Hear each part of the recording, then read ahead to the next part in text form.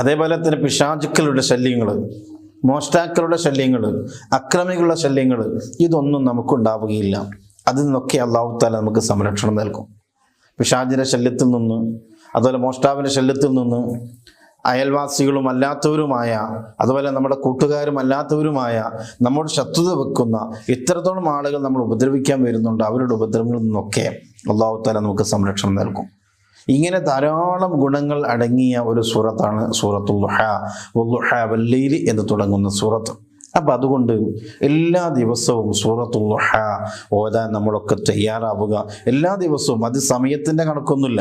നിങ്ങൾക്ക് എപ്പോഴാണോ ചൊല്ലാൻ പറ്റുക ആ സമയത്തൊക്കെ, പ്രഭാതം മുതൽ പ്രദോഷം വരെ, അല്ലെങ്കിൽ രാത്രി സമയത്ത്, ഏത് സമയത്താണ് നമുക്ക് ചൊല്ലാൻ പറ്റുന്നത് ആ സമയത്തൊക്കെ വദ്ദുഹാ വല്ലൈലി എന്ന സൂറത്ത് ഒന്നെങ്കിലും ഒരു ദിവസം ഓതാൻ നമ്മളൊക്കെ തയ്യാറാവുക. ഓതാൻ പറ്റുന്ന മുഴുവൻ ആളുകളും ഓതുക. ഓതാൻ പറ്റാത്തവർ ഓതേണ്ടത്